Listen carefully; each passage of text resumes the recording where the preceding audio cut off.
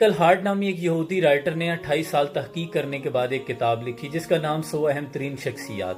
اس میں اس نے ہمارے پیارے نبی صلی اللہ علیہ وآلہ وسلم کا نام سب سے پہلے سر فہرست لکھا۔ اس کتاب کی اشاعت کے بعد وہ ایک دن لندن میں تقریر کر رہا تھا کہ لوگوں نے اس بات پہ شکایت کی کہ تم نے محمد صلی اللہ علیہ وآلہ وسلم کا نام سر فہرست کیوں لکھا؟ تو اس پر مائیکل نے جواب دیا کہ محمد صلی اللہ علیہ وآلہ وسلم نے 611 میں مکہ کے وسط میں کھڑے ہو کر لوگوں سے کہا کہ میں اللہ کا رسول ہوں۔ اس وقت 4 لوگ ان پر ایمان لائے، ایک ان کے عزیز دوست، ایک ان کی بیوی اور 2 لڑکے تھے۔ آج 1400 سال گزر جانے کے بعد مسلمانوں کی تعداد 1.5 ارب سے زائد ہو چکی ہے اور دن بہ دن اضافہ ہو رہا ہے۔ یہ اس بات کی دلیل ہے کہ وہ جھوٹے نہیں تھے، اور اربوں مسلمان ایسے ہیں جو ان کی حرمت پر کٹ مرنے کے لیے تیار ہیں۔ کیا ایک بھی عیسائی ایسا ہے جو یسوع کے لیے مرنے کے لیے تیار ہو؟ اس کے بعد مجمع پہ ایک سناٹا طاری تھا، سب خاموش ہو چکے تھے۔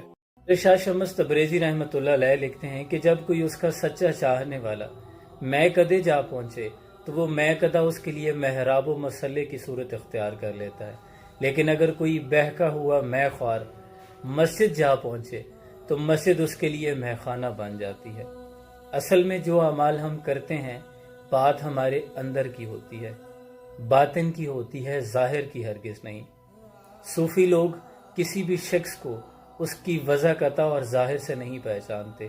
جب وہ کسی پر گہری نگاہ ڈالتے ہیں تو در حقیقت وہ ظاہری دونوں آنکھیں بند کر چکے ہوتے ہیں، اور ایک تیسری آنکھ جو قلب کی ہوتی ہے اس کے ذریعے وہ سارے منظر کا جائزہ لے رہے ہوتے ہیں۔ اس لیے 2 رنگی چھوڑ دے، یک رنگ ہو جا، سراسر موم ہو جا یا سنگ ہو جا۔ اگر کوئی شخص خود کا موازنہ کرنا چاہتا ہے کہ میرا رب مجھ سے راضی بھی ہے یا نہیں، تو رات کے تیسرے پہر یا خلوت کے لمحات میں اپنا دھیان لڑایا کرے کہ آج کے دن آپ کی زبان سے نام نامی اسم گرامی حضور اکرم صلی اللہ علیہ وآلہ وسلم کا نام کتنی دفعہ دہرایا گیا، آپ سے آج کے دن کتنی دفعہ درود شریف پڑھوایا گیا، کیونکہ وہ جو اللہ ہے نا رب العزت، وہ کبھی بھی کسی غیر انسان سے یا جس سے وہ ناراض ہو اپنے محبوب پر درود بھیجنے کی اسے توفیق نہیں دیتا۔ اور یہ بات اپنے دل سے نکال دیں کہ درود شریف آپ خود پڑھتے ہیں، ہرگز نہیں، آپ سے پڑھوایا جاتا ہے۔ آپ کا دھیان اس طرف لگایا جاتا ہے کہ تم درود پڑھو، ورنہ تو تمہیں دنیا کی گردش دورہ میں الجھا کے رکھا جاتا ہے، اس طرف آپ کا دھیان ہی نہیں جاتا۔ یہ بڑے نصیب کی بات ہے، یہ بڑے کرم کے ہیں فیصلے کہ مشکل میں آپ کو درود۔ السلام علیکم۔ یہ ہر کوئی جانتا ہے کہ غازی ارطغرل کے ڈرامہ کے اندر جس نے غازی ارطغرل کا کردار ادا کیا ہے وہ ایک فلمی ایکٹر ہے، اینگن اولتان، لیکن غازی ارطغرل کا کردار ادا کرنے کی وجہ سے اس سے ویسی ہی محبت کی جا رہی ہے جیسے لوگ غازی ارطغرل سے کرتے تھے، اور یہ صرف کردار ادا کرنے کی وجہ سے ہے۔ ایک لمحے کے لیے سوچیں کہ ہم صحابی رسول صلی اللہ علیہ وآلہ وسلم تو بن نہیں سکتے، لیکن اگر ان جیسا کردار ہی ادا کرنا شروع کر دیں تو حضور صلی اللہ علیہ وآلہ وسلم آقا ہم سے کتنا خوش ہوں گے، اور اسلامی پوری دنیا میں ہم سے کتنی محبت کی جائے گی۔ بزرگ کہتے ہیں کہ پتر یہاں بہروپیے ہو گئے، یعنی روپ دھار کے بھی شام کو کہیں کچھ اکٹھا کر لیتے ہیں یا دنیا کی شہرتیں حاصل کر لیتے ہیں، تو اگر بندہ ہو ہی روپ والا جائے، اگر ویسا ہی بن جائے تو کیا کچھ حاصل۔ سلطنت عثمانیہ کے پہلے چیف آف آرمی سٹاف جس نے 99 سال کی عمر میں سلطنت کا پہلا شہر انازول فتح کیا، سلطنت کی 4 نسلوں کے ساتھ مل کر جنگیں لڑی۔ ارطغرل کا سب سے وفادار سپوت جس نے ارطغرل کی موت کے بعد اس کے بیٹے اور پوتے کا بھی ساتھ دیا۔ جنگ میں تلواروں کی جگہ کلہاڑی استعمال کرتے تھے۔ زندگی میں 7 کلہاڑیاں استعمال کی جو آج بھی استنبول کی ملٹری عجائب گھر میں موجود ہیں۔ 125 برس کی عمر میں ایک قلعہ کو فتح کرنے کے دوران اس حالت میں شہید ہوئے کہ ہاتھ میں کلہاڑی تھی اور سینے سے بہتا ہوا خون ریتلی زمین کو سیراب کر رہا تھا۔ اقبال کہتے ہیں کس کی ہیبت سے صنم سہمے ہوئے رہتے تھے، منہ کے بل گر کے ہو اللہ احد کہتے تھے۔ کیا آپ جانتے ہیں کہ حشر کے دن کی سب سے بڑی رسوائی کیا ہوگی؟ آج تو ہم بڑی آسانی سے کہہ دیتے ہیں میدان حشر ہوگا اور ہم اپنے اللہ کے حضور پیش ہوں گے، لیکن اللہ فرماتا ہے جب نامہ اعمال کھولا جائے گا تو گنہگار یوں اوپر ہو کے دیکھیں گے کہ یہ کیسی کتاب ہے جس میں ہماری چھوٹی سے چھوٹی اور بڑی سے بڑی بات بھی درج ہے، तमाम सगीरा व कबीरा और उस दिन की तमाम रसवाइयाँ एक तरफ, 50,000 साल का दिन होगा, सूरज इंतहाई करीब होगा, हर शख्स अपने पसीने में शराबूर होगा।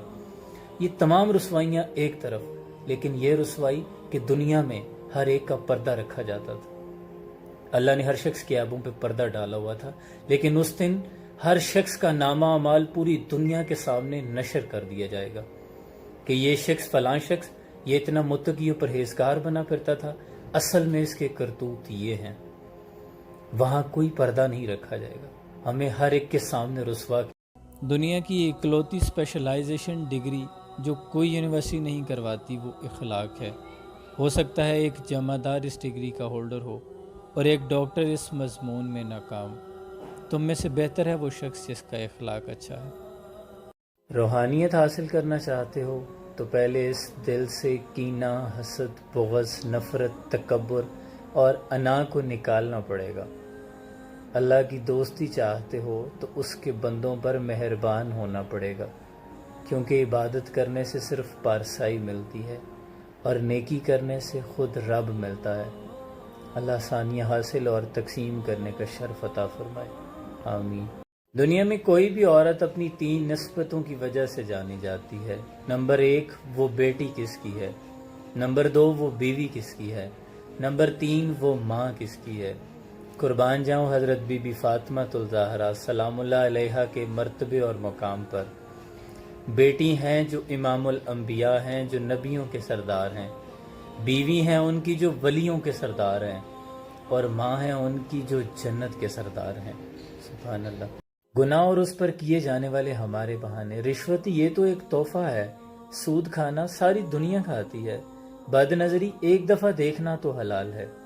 गीबत ये बात तो मैं उसके मुंह पे भी कह सकता हूँ, तोहमत सारी दुनिया कह रही है। बेहुदा नॉवेल्स पढ़ना ये तो मैं कुछ सीखने के लिए पढ़ता हूँ। बेपर्दगी पर्दा तो आंख का होता है। शराब नोशी अल्लाह गफूर रहीम है। हराम महफिल एक रात की ही तो बात है। नमाज तर्क करना फलां नमाजी तो कितने गुनाह करता है।